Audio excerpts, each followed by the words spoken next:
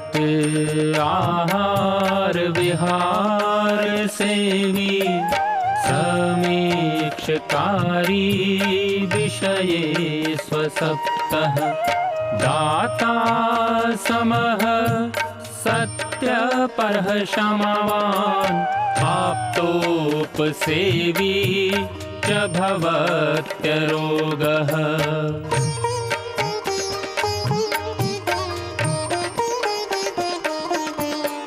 मतिर्वचः कर्म सुखानुबन्धी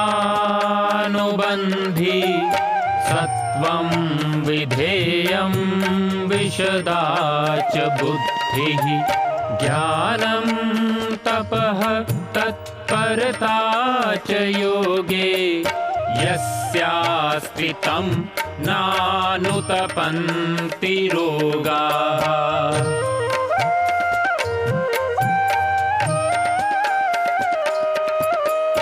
योगेन चित्तस्य पदेन वाचां मलं शरीरस्य च वैदिकेन योपाकरोतं प्रवरं मुनीनां पतञ्जलिं प्राञ्जलिरानतोऽस्मि पतञ्जलिं प्राञ्जलिरानतोऽस्मि पतञ्जलिं प्राञ्जलिरानतोऽस्मि।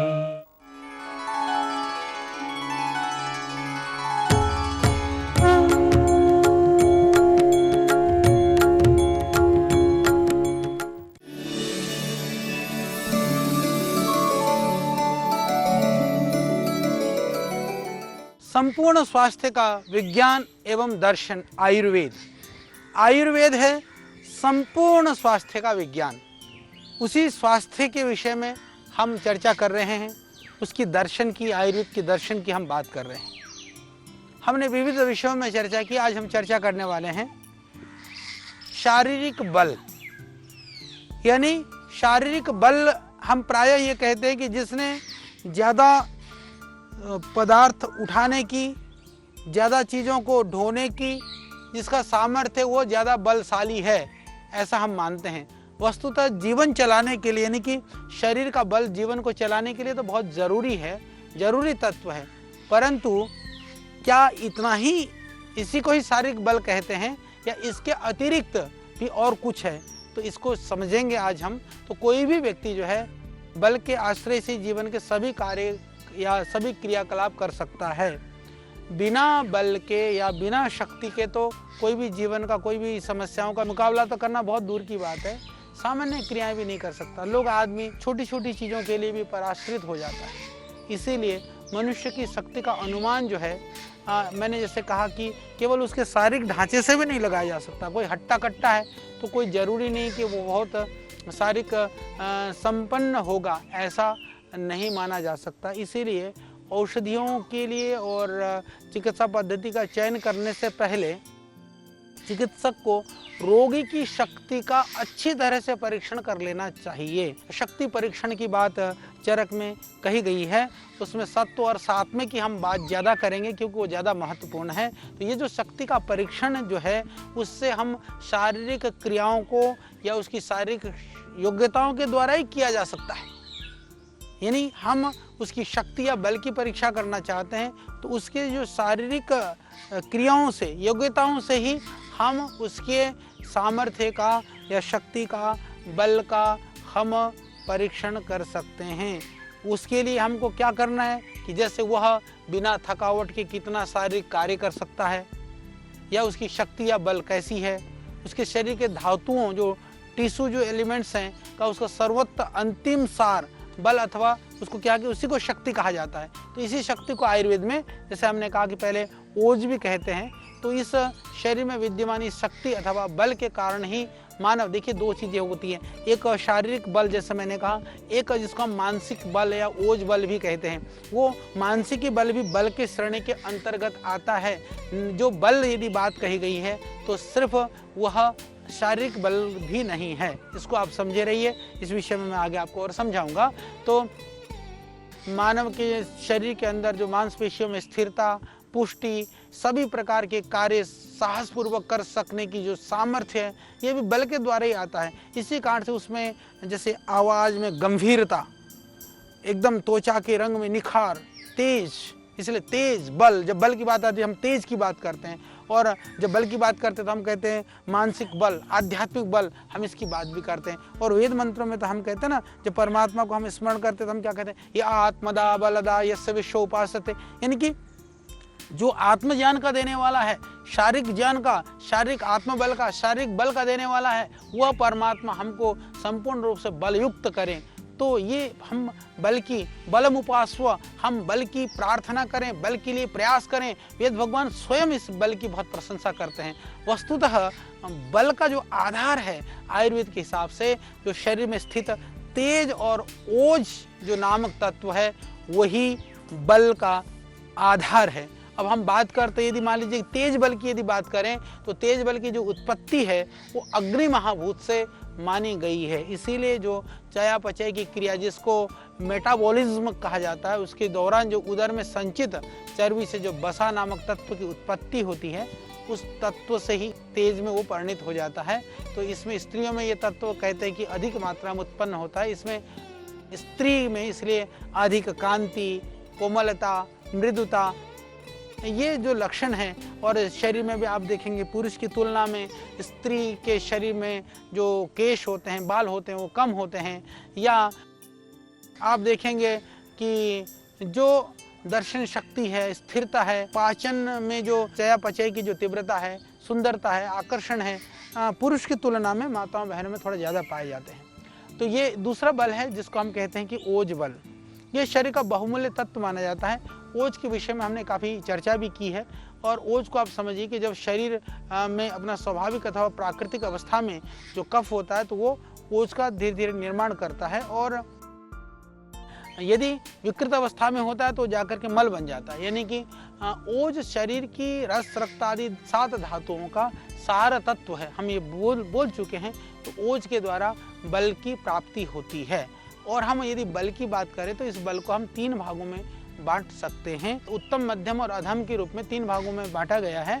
तो इसमें यदि हम बात करें, इनके 3 भेद माने गए हैं। यानी कि उत्तम, मध्यम और अधम, ये 3 बल के भी हमारे यहाँ शास्त्रों के अंदर, आयुर्वेद के अंदर 3 भेद माने गए हैं। तो बल के 3 प्रकार के 3 भेद। तो पहला क्या है? सहज बल। सहज बल वो है जो स्वाभाविक रूप से रस धातु से उत्पन्न हो जाता है, उसको सहज बल माना गया है। जो सहज बल होता है उसको बहुत उत्तम प्रकार का बल माना गया है। दूसरा है वो कालकृत बल।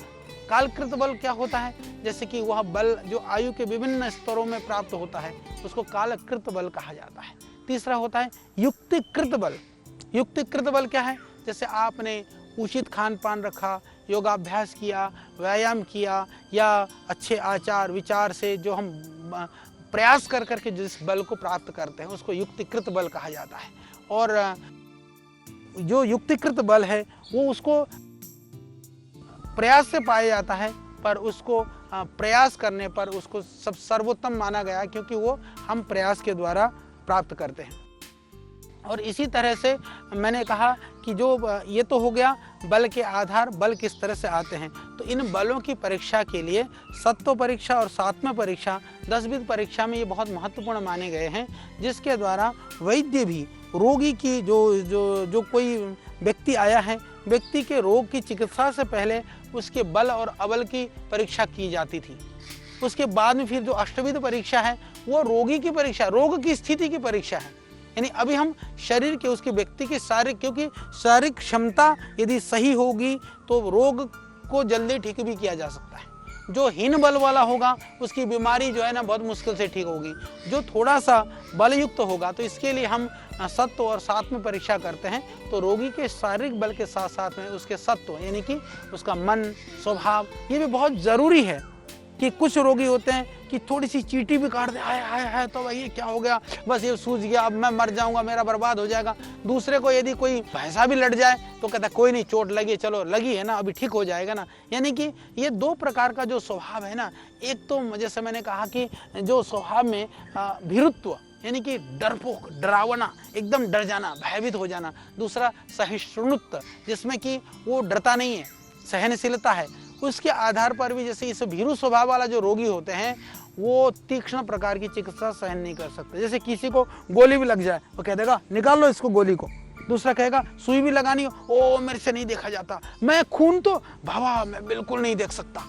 तो ये ध्यान रखना, इस तरह के रोगी, इस तरह के लोग पहले से होते रहे हैं। यदि मान लीजिए कि तुम कमजोर रोगी को कोई खतरनाक चिकित्सा करोगे, खतरनाक रोगी की कमजोर चिकित्सा करोगे तो फिर मामला बिगड़ जाएगा। तो ऐसे चिकित्सक के लिए भी ये हमारे यहाँ जो 10 विध जो ये परीक्षा है सत्व और सात्म्य की बात आज से हजारों वर्ष पहले महर्षि चरक ने हमको बता दिया था, ये आज भी इतना ही बहुत ही महत्वपूर्ण है। तो ऐसे चिकित्सकों के लिए जो भीरू हैं उनके लिए मृदु चिकित्सा का आश्रय लेना पड़ेगा, जो भीरू नहीं है उनके लिए कठोर चिकित्सा भी कर सकते हैं। और उनको भीरू के लिए तो पहले आश्वासन देना पड़ेगा, उनको समझाना पड़ेगा। और दूसरे जो स्वभाव वाले हैं उनको अपेक्षाकृत सरल हैं, क्योंकि जो सहनशील लोग होते हैं उनको वो अपने स्वभाव के कारण से न तो घबराते हैं न उसको कोई कष्ट होता हो, कहते भाई जी आपको जो करना है कर लो। तो ऐसे रोगियों को आप आराम से चिकित्सा कर सकते हैं। तो पहले हम किसी भी रोग की चिकित्सा करने जाएं उससे पहले हम उस व्यक्ति की प्रकृति की परीक्षा, बल की परीक्षा हम जरूर करें। प्रकृति परीक्षा की हम बात पहले कही, अभी हम बल परीक्षा की बात कर रहे हैं। बल परीक्षा के अंदर में एक बात और ध्यान रखिए, क्योंकि यह व्यक्ति के लिए, यदि हम रोगी नहीं हैं, जो हमारे देह के लिए गुणकारी बल है हम उसकी वृद्धि करें और इस तरह के गुणों को हम विकसित करें, ये बहुत ज़रूरी है। ये सिर्फ चिकित्सा के लिए या रोगी होने के लिए नहीं, अपितु रोग से बचने के लिए भी जो लाभकारी बल है, जो हमारे हितकारी बल है, उसकी वृद्धि का हमको प्रयास करते रहना चाहिए। इसी तरह से जो सात्म्य परीक्षा है, आयुर्वेद में किसी भी व्यक्ति के स्वास्थ्य को बनाए रखने के लिए या उसके रोग की चिकित्सा के लिए सात्म्य ज्ञान का बहुत महत्व माना, उसको जो है ना सात्म्य ज्ञान होना बहुत महत्वपूर्ण माना गया है। यानी कि उसका बहुत महत्व रखता है सात्म्य का ज्ञान। तो हम क्या करें, तो सात्म्य ज्ञान न होने से क्या हो जाता है कि कई बार एक ही दवाई है, एक ही वस्तु है, किसी को अनुकूल है किसी को अनुकूल नहीं है। हमने कह दिया भाई तू जा करके जो है ना 20 ml जो है डेली आंवला जूस पी ले, एक को बिल्कुल अनुकूल पड़ रहा हो, कह रहे जी अद्भुत दवाई बताई, भाई जी ने तो ऐसी औषधि बता दी, बस मेरा तो कल्याण हो गया। दूसरे को जा करके कह दें कि ठीक है तू आंवले का 20 ml जूस पी ले, आके कहेगा जी मेरा तो जी गला खराब हो गया जी, या वो कह देगा जी मेरे को तो जी ठंड सी लगती है। तो ये एक औषधि एक ही है, गुणकारी है, परंतु जब तक हम उसके जो सात्म्य की परीक्षा नहीं करते हैं तो क्या होता है कि एक ही चीज कभी कभी किसी के लिए अनुकूल होता है तो दूसरों के लिए प्रतिकूल होता है। इसीलिए जरूरी है, ये सिर्फ वैद्य की बात नहीं, घर में भी जब आप यदि परिवार में रहते हैं तो परिवार में भी ये ध्यान रखिए कि सबको एक ही तरह का भोजन नहीं देना है, नहीं खाना है, भोजन देना भी नहीं। फिर आप कहेंगे कि क्या आचार्य जी हम कई तरह का हम भोजन बनाएं क्या, तो नहीं, मैं ये नहीं कहता हूँ। उसी भोजन में से जैसे मान लीजिए कि आपने चावल बनाए, आपने रोटी बनाई, आपने सब्जियां बनाई, या आपके घर में दही है, घी है, पापड़ है, सलाद है, अचार है, इनमें से आप देखिए कि वही पदार्थ किसके लिए कौन सी चीज़ अनुकूल है। अचार में भी कभी कभी किसी को आंवले का अचार अनुकूल पड़ता है, किसी को नींबू का अचार पड़ता है, किसी को आम का पड़ता है। हालांकि क्षमा करिएगा मैं कोई अचार का पक्षधर हूँ नहीं, अचार हमको जितना कम खाएं उतना अच्छा है, पर ये हम घर में भी अपने पदार्थों में से ही कुछ पदार्थों का चयन करके अपने जीवन का निर्वहन कर सकते हैं। या जो मैं कह रहा हूँ कि एक पदार्थ एक के लिए अनुकूल है, दूसरे के लिए प्रतिकूल है, इसका ध्यान रखना बहुत ज़रूरी है। और ये बात यदि मैं बहुत गहराई से कहूँ, ये हमारी संस्कृति की विशेषता रही है, ये भारतवर्ष की विशेषता रही है। भोजन की विविधता ये भारतवर्ष की विशेषता है, दुनिया में इतनी विविधता नहीं है। यानी कि हमारे ऋषि महर्षियों ने हमारे लिए अनुकूल प्रतिकूल भोजन के निर्धारित भी किया था, उस विज्ञान को हमारे लिए भी प्रदान किया था। इसीलिए मैं ये कहना चाहता हूँ कि जो अन्नपान, औषधि और जो विहार मतलब शारीरिक मानसिक चेष्टाएँ देश काल और जन्म से अथवा अभ्यास से शरीर को स्वस्थ अवस्था में स्वास्थ्य को स्थिर रखने वाले हैं, या जो रोग की अवस्था से रोग का निवारण करने वाले होते हैं, उनको सात्म्य कहा जाता है। तो सात्म्य को समझ करके हम तभी पदार्थों का सेवन करें। और चिकित्सक के लिए कहा गया कि रोगी के सात्म्य परीक्षा के पश्चात ही आप चिकित्सा करें। यानी ये दोनों के लिए महत्वपूर्ण है, व्यक्ति के लिए भी, चिकित्सक के लिए भी। तो इसमें सात्म्य 4 प्रकार का मुख्य रूप से माना गया है। क्योंकि ये महत्वपूर्ण बात है, इसलिए मैं आपसे इस बात को चर्चा करना चाहता हूँ। एक व्यक्ति अभ्यस्त हो जाता है और उसके शरीर के लिए जो है वो मतलब कि वो उपयोगी भी सिद्ध होता है, उसको हम देह सात्म्य कहते हैं। जैसे कि कुछ लोगों के लिए दूध है, दही है, ये अनुकूल पड़ते हैं। कुछ लोगों के लिए तो यहाँ तक कि जैसे अलग अलग तरह की जो कुछ पेय पदार्थ हैं, कुछ ड्रिंक्स हैं, ये भी। परंतु ध्यान रखिएगा, एक तो सात्म्य होना और एक उसका मूल प्रकृति होना। मूल प्रकृति कभी भी पदार्थ का बदलता नहीं है। कोई कहे जी मेरे लिए तो मद्य जो है वो सात्म्य है, मैं खूब शराब पीता हूँ, मेरे को तो एकदम मैं फिट रहता हूँ, पर वो जाकर के लीवर को डैमेज करेगा ही करेगा।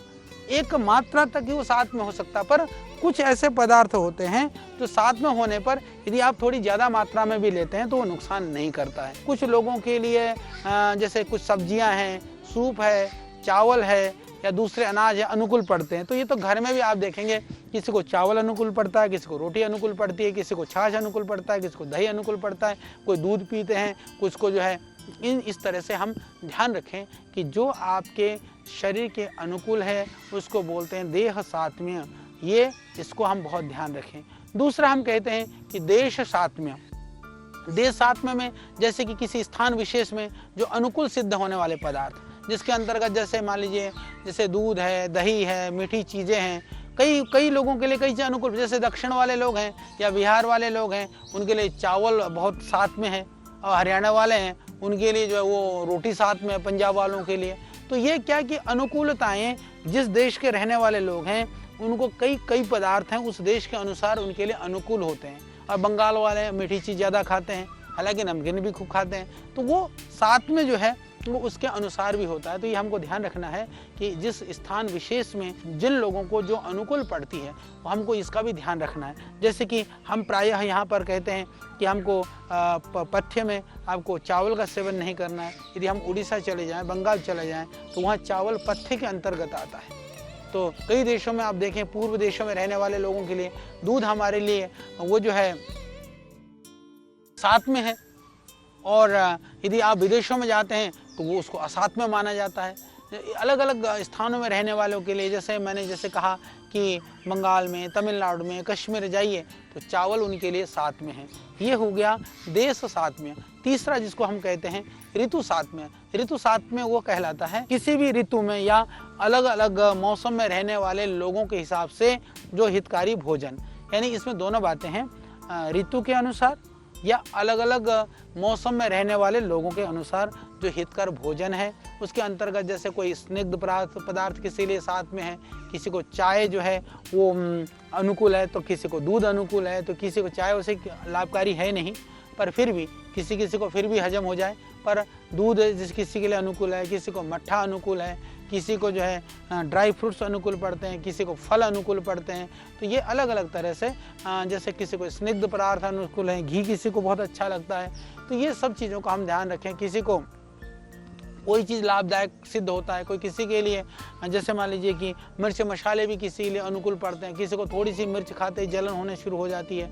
या अलग अलग ऋतुओं के हिसाब से, जैसे शिशिर ऋतु में जो हितकारी है वो शरद ऋतु में हितकारी नहीं है, जो गर्मी में खाने लायक है वो सर्दी में नहीं खाई जा सकती है। तो ये ऋतु के अनुसार भी, स्थान के हिसाब से भी हमको ऋतु साथ में इसको कहा जाता है, जिसको हमको ध्यान रखने की आवश्यकता है। चौथा रोग साथ में। रोग के जैसे कि कोई पदार्थ है, जैसे डायबिटीज़ वाले हैं तो मीठा खाना ही नहीं है, जिनको दर्द है खट्टा खाना ही नहीं है।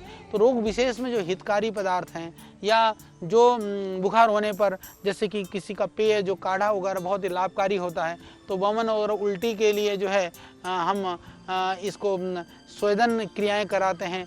या फिर इसी तरह से पुराने जुकाम के लिए नस्से डालते हैं, नाक में डालते हैं, तो उससे जो है जो छींक बलगम वगैरह निकलता है। तो इस तरह से बहुत सारी तरह का ये पदार्थ अलग अलग रोगों के हिसाब से अनुकूल हो सकता है। तो इसीलिए भोजन के चयन करते समय भी या औषधियों का चुनाव करते समय भी ये सारे तथ्यों के साथ साथ ये तो हम भी ध्यान रखें और चिकित्सक के लिए भी जरूरी है। मैं आपसे पूछता हूँ, क्या कोई ऐसा एलोपैथिक चिकित्सक है, दूसरी पैथी का वैद्य है जो इन विषयों में इतनी गहनता के साथ में चिंतन करता हो, विचार करता हो, अध्ययन करता हो? मैं एक ही बात आपसे निवेदन करना चाहता हूँ, मात्र और मात्र ये आयुर्वेद की विधा है। आयुर्वेद की यह एक तरह से आप समझिए कि ऋषियों की देन है कि रोगी की चिकित्सा से पहले रोगी के बल और अबल की प्रकृति की परीक्षण की जो हम बात करते हैं ये यहीं पर ही है। तो औषधीय प्रभाव, समय, स्थान, प्रकृति, इस सब अवस्थाओं को ध्यान में रख करके तभी औषधि दी जाती है। तो बलशाली व्यक्ति के लक्षण वास्तव में जो रोग रहित है, जिसमें वृद्धावस्था के लक्षण नहीं है, जो कम से कम है या जो अपने कार्य में रुचि रखता है या कुशलता पूर्वक करता है और जो आध्यात्मिक, लौकिक, इस तरह के ज्ञान विज्ञान से युक्त है, जो शरीर में गठिला है, हृष्ट-पुष्ट है और जो व्यक्ति बलशाली है, जो स्वस्थ कहलाता है। आयुर्वेद के अनुसार जिसकी अस्थियां शरीर में उचित स्थान पर हैं, भली भांति विभक्त हैं, जिसको बोलते हैं ना BMI, जिसका सामान्य और संतुलित है, जिसका जोड़ अच्छी प्रकार से गठित और स्थिर है, जिनके शरीर के विभिन्न अंगों में मांस समान रूप से विभक्त है तथा जिसका शरीर बलशाली है और उसे हृष्ट-पुष्ट तरह सुगठित शरीर वाला व्यक्ति माना जा सकता है। तो ऐसे व्यक्ति में विद्यमान बल ही उत्तम प्रकार का कहलाता है। जिसका शरीर बहुत अधिक सुगठित नहीं होता उसे मध्यम प्रकार का माना जाता है। ऐसे व्यक्ति बल में भी मध्यम कोटि के होते हैं। और जिसका शरीर बिल्कुल गठित नहीं होता है, जिसका शरीर थुल है, बेडोल है, उसको बलशाली नहीं माना जाता है। और दूसरी बात, जिसके अतिरिक्त जो व्यक्ति के बहुत अधिक रक्तस्राव हुआ हो, मृत्यु, दुर्घटना जैसी दुखद शोकपूर्ण घटनाओं से भयानक दृश्यों को देख करके मूर्छित हो जाता हो, जिसकी रोग का शिकार हो जाता जल्दी से, या किसी ऐसी घटना को देख करके जल्दी से वो जो है बेहोश हो जाता हो, मानसिक और शारीरिक दोनों प्रकार से उसको दुर्बल माना जाता है।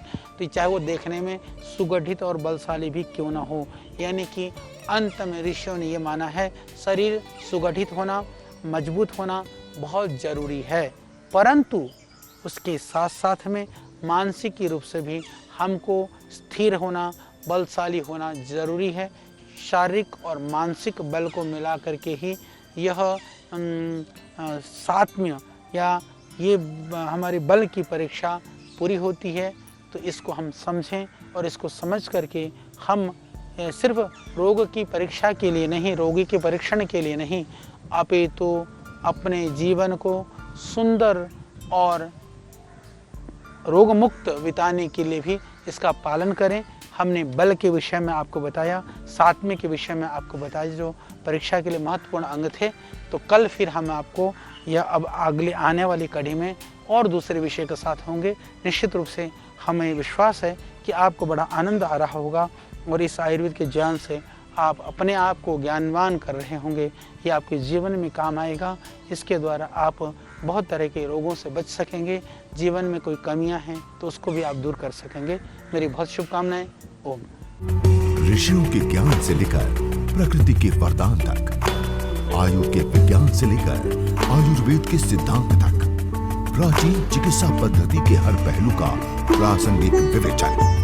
ऋषिकल श्रद्धेय आचार्य बालकृष्ण जी द्वारा सरल भाषा में स्वरचित सृजन, हिंदी, अंग्रेजी सहित विश्व के 70 से अधिक भाषाओं में लाखों की संख्या में प्रकाशित बेस्ट सेलर अद्वितीय ग्रंथ आयुर्वेद सिद्धांत रहस्य। आज ही करना है, आयुर्वेद से स्वस्थ जीवन का आधार पाएं।